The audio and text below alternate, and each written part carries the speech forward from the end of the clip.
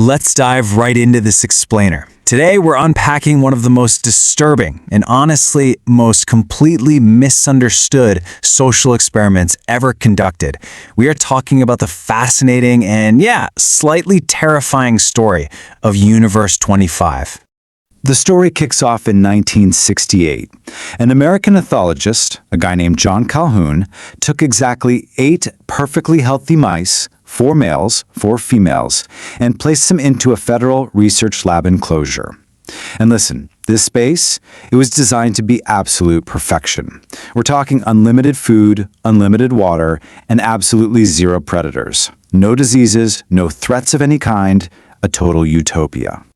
But here is the crazy paradox. Just 5 years after those initial 8 mice were dropped into their perfect little world, the population flatlined at 0. Every single mouse was dead. And the truly wild part here? Not a single death was caused by anything a vet could actually diagnose. There was no starvation, no plague, no sneaky predators that somehow found their way in. Nothing like that. So you gotta wonder, how exactly did 8 mice given unlimited food, water, and total safety just go completely extinct? Well, we are going to solve this mystery together and uncover what actually happens to a society when literally nothing is hard anymore. You see, Calhoun had been obsessed with this exact question for over 2 decades, and this specific experiment was meant to be his definitive, undeniable answer. He designed this, his 25th iteration of the experiment, to be a flawless utopia. Picture a 9-foot square enclosure. It had these walk-up apartments stacked all along every wall, which the mice could reach through mesh tunnels running right from the floor up to the ceiling. The temperature was held perfectly stable. The cages were hand-cleaned on a super strict schedule, and the food hoppers and water bottles simply never, ever ran dry. He totally removed physical scarcity just to see exactly how the society would evolve. At first, things kicked off exactly as you'd expect. Day 1, the founders go in. By day 104, the first litters are born, and the population just explodes, rapidly doubling every 55 days. But then around day 315, they hit a massive wall. With over 600 animals inside, the social fabric literally began to tear apart. The population eventually peaked at 2,200 on day 560, and incredibly, the very last successful conception happened on day 920. After that specific day, no new mice were ever born again. To really wrap our heads around why this collapse started, we need to look at a concept Calhoun called the behavioral sink. He used this term to describe the absolute collapse in behavior that comes from severe overcrowding, where all normal, everyday social functions just deteriorate. Take feeding, for example. Even though food was literally everywhere, the mice started compulsively crowding around just a few specific feeders. The presence of other mice had become so deeply wired into their feeding instinct that they became absolutely terrified to eat alone. An empty, perfectly full feeder on the other side of the room, totally useless to them. Normally, in the wild, surplus mice would just leave, right? They'd go find new territory. But because there was nowhere to emigrate to in Universe 25, young males with nowhere to go split into 2 really terrifying extremes. Some turned into what Calhoun dubbed apathetic pools. They basically drifted into the center of the enclosure, completely withdrew, and if they were attacked, they just absorbed the damage without even trying to fight back. And the others? They became hyperactive males, frantic, indiscriminate mice who completely bypassed normal courtship and just violently forced their way into nests that other males were trying to defend. And this chaos triggered a brutal trickle-down effect. First, the dominant males grew totally exhausted from constant patrolling, so they just threw their hands up and gave up protecting their territory. Because of that, mothers were forced to step up and defend the nests themselves, all while still trying to nurse their pups. Ultimately, under this intensely unnatural stress, the mothers began to fail in some pretty dark ways. They turned on their own young, abandoned them, or completely forgot which pups were even theirs. It got so bad that in some sections of this so-called paradise, fewer than 1 in 20 newborn mice even survived to weaning. Now, the pups that did manage to survive, they had absolutely no model of what a normal functioning life looked like, and that gave rise to a group Calhoun famously called the beautiful ones. This was a whole generation of mice that withdrew from society entirely.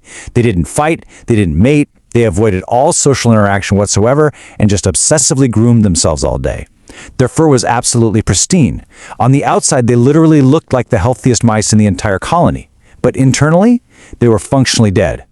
Because every single social role was already filled, their nervous systems adapted by basically just opting out of the species entirely. Which brings us right to the core mystery of the whole experiment. The calculated physical capacity of this enclosure was 3,800 mice. But remember, they peaked at just 2,200.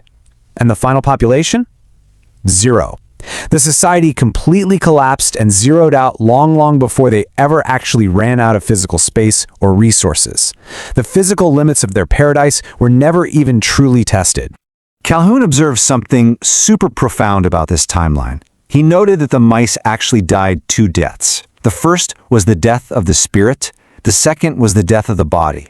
You see, the society practically died years before the final mouse physically passed away in May of 1973.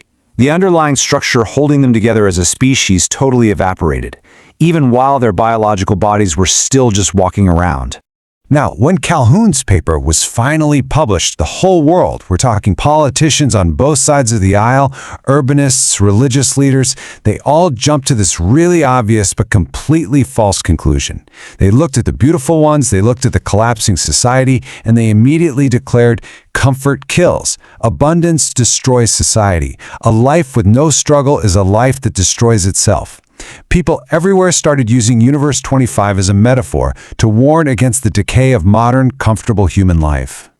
But here is the massive twist. That is not what Calhoun actually said at all. In his own words, quote, "If the number of individuals capable of filling meaningful roles greatly exceeds the number of roles available, only violence and disruption can follow." End quote. Listen, he didn't blame the comfortable temperature, and he certainly didn't blame the abundant food. He blamed the math of societal purpose. So, the absolutely crucial takeaway here is this.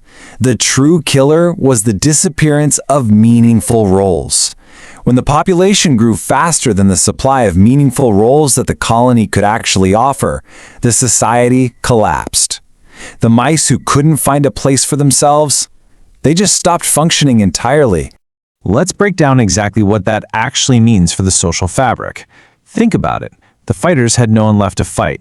The mothers had no helpers around to keep the nest safe. The young grew up with absolutely nothing they were expected to inherit or take over. The sheer comfort of the cage wasn't what killed them. It just removed all the necessary friction and responsibility that makes being alive actually feel like something. A paradise without purpose isn't a paradise at all. It's a structural trap. And here is something almost nobody ever quotes when they bring up this famous experiment. John Calhoun was not a doomer. Contrary to popular belief, he actually spent the rest of his career not predicting our inevitable catastrophic collapse, but trying to prevent it. He kept building new universes and tweaking the variables because he believed, deep down, that humans are fundamentally different from mice. He firmly believed that our loophole to avoiding the bleak fate of Universe 25 comes down to a concept he called ideational generativity. Now, I know that's a super clunky academic phrase, but it stands for a brilliantly simple idea. It's the unique human ability to extend out into conceptual space by creating totally new ideas, new networks, and entirely new roles that simply didn't exist before. As our physical space contracts, we don't have to just sit there and brutally fight over the exact same physical roles like the mice did. Our way out is our ability to continuously invent new reasons to be here. The mice in that perfect, pristine little paradise didn't have a choice. Their biology rigidly dictated their roles. But we still do. And that leaves us with the ultimate question for our own future. What roles will we build? When physical survival is no longer our daily, grinding struggle, how will we create the conceptual friction and the purpose that we actually need to thrive? The data from Universe 25 is sitting right there. But what happens next? Well, that is entirely up to us.